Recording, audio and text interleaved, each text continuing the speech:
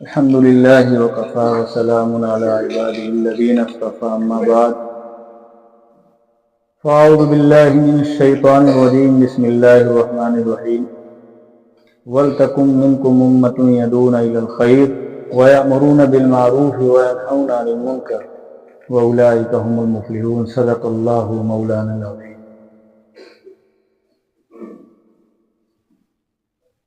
سامعین کرام، اسلام آیا اللہ تعالیٰ کی طرف سے سب سے پسندیدہ مذہب ہے،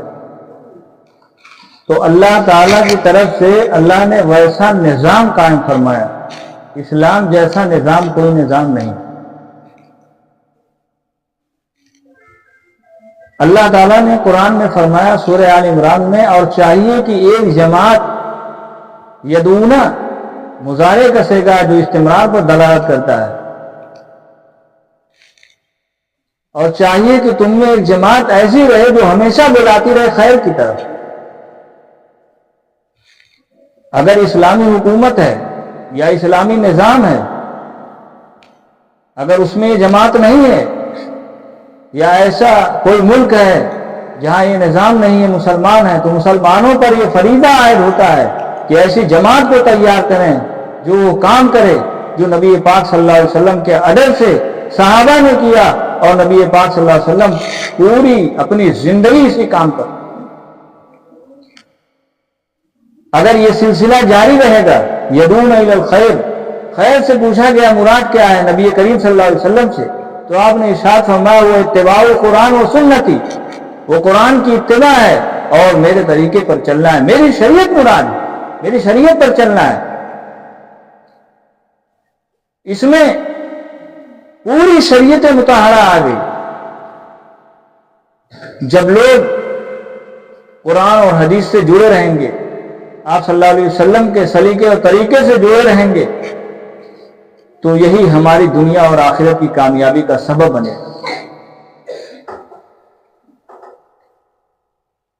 اور امت سے مراد تو صحابہ کی خاص جماعت ہے، لیکن اس مشن پر قیامت تک جو جماعت قائم رہے گی اس کا بھی ثواب وہی صحیح ہے۔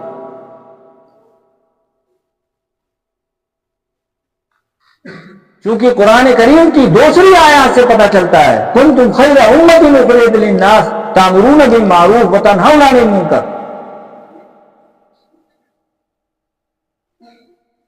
تم ایک بہترین جماعت ہو، ایک بہترین امت ہو جو نکالی گئی ہے لوگوں کے لیے، کیونکہ تم لوگ بھلائی کا حکم کرتے ہو، وتنہون عن المنکر، اور برائی سے روکتے ہو۔ آج یہ سنت کی فضیلت ہے، یہ فضیلت کی وجہ نہیں ہے کہ ان کا کام ہے بھلی باتوں کا معروف میں ہر ہونے کی داخل ہے جس کا اللہ نے حکم کیا ہے کرنے،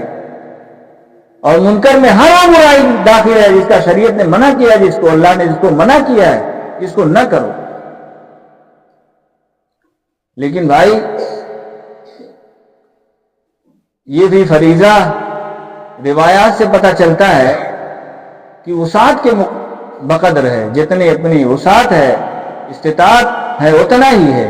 اس کے بعد نہیں۔ اس لیے دوسری روایت میں ہے جو حضرت ابو سعید خدری رضی اللہ تعالیٰ عنہ کی روایت ہے، من رأى منکم منکرا فلیغیرہ بیدہ، جو کسی برائی کو دیکھے تو چاہیے کہ اس کو اپنے ہاتھ سے روک دے، فإن لم یستطع فبلسانہ، اور اگر استطاعت نہ ہو تو اپنی زبان سے روک دے، فإن لم یستطع فبقلبہ، اور اگر اتنی استطاعت نہ ہو تو اپنی زبان سے روک دے، وذلک اضعف الایمان، اور یہ ایمان کا سب سے ادنا درجہ۔ اس کا یہ مطلب نہیں ہے کہ آپ دیکھ رہے ہیں کہ کوئی شرابی شراب پی رہا ہے تو آپ کا ہاتھ نہیں چلے گا، آپ ہاتھ سے اس کو نہیں روک سکتے ہیں، روک سکتے ہیں۔ اس کا مطلب یہ ہے کہ آپ اگر روکیں گے تو آپ کی جان چلی جائے گی، یا آپ کا بہت بڑا نقصان ہو جائے گا،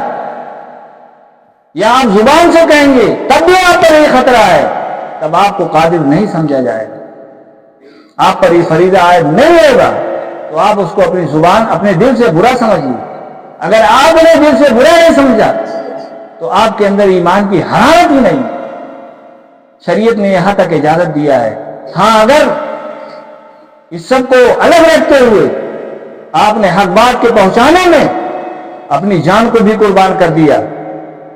اور اپنے نقصان کو بھی آپ نے نہ سمجھا، تو یہ تو بہت بڑی فضیلت کی بات ہے۔ اور یاد رکھیے، جو لوگ اس فریضے میں کوتاہی کر رہے ہیں، ذرا کان کھول کر سنیں۔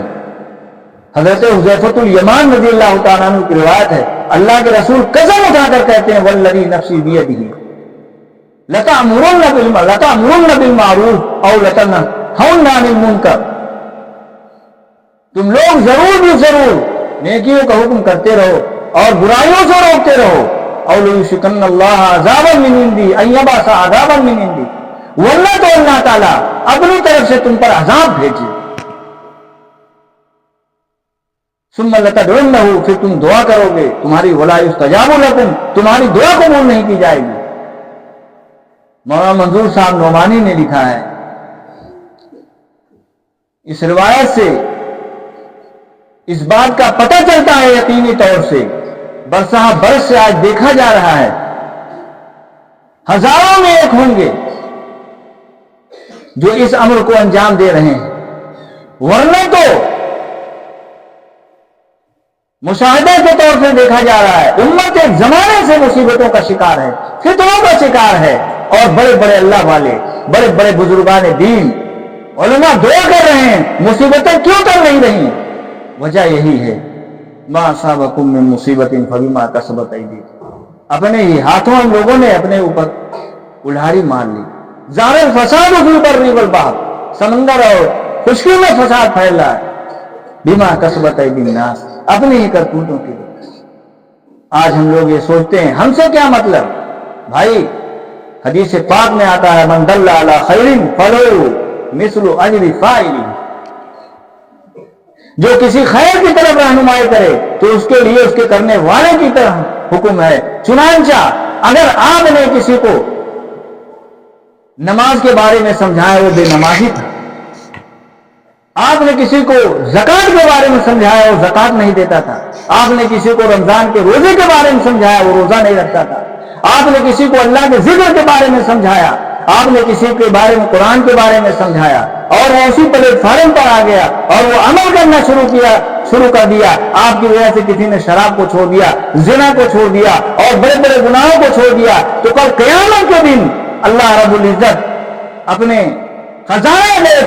اپنے خزانے سے جب اس کا اجر دیں گے، تو جس نے سکھایا تھا، جس نے سمجھایا تھا، جس نے کوششیں کی تھی، اس کو بھی اپنے خزانے غیب سے اتنا ہی عطا فرمائیں گے، اپنے لامحدود خزانے سے۔ اور ایسا کوئی راستہ نہیں ہے جو اتنا بڑا ثواب حاصل کیا جا سکے۔ چنانچہ حدیث شریف میں آتا ہے، وقال النبی صلی اللہ علیہ وسلم انہ سیکون،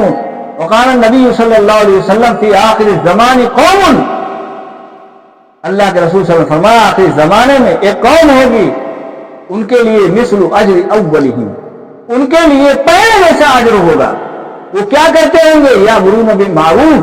وہ بھلائیوں کو حکم کرتے ہوں گے، وینہون عن المنکر، اور برائیوں سے روکتے ہوں گے، ویقاتلون اہل الفتن، اور اہل فتن سے مقابلہ کرتے ہوں گے، اور یہ جماعت قیامت تک قائم کرتی رہے گی۔ لیکن آپ دیکھیے کس طریقے سے کتنی دوریاں ہیں، سب لوگ یہی سمجھتے ہیں مجھ سے کیا مطلب؟ ارے بھائی، گیہوں کے ساتھ گھن کے ساتھ گیہوں بھی چلا جاتا ہے، گیہوں کے ساتھ گھن بھی چلا جاتا ہے۔ اس لیے ہماری اور آپ کی ذمہ داری ہے کہ جس مشن کو نبی کریم صلی اللہ علیہ وسلم نے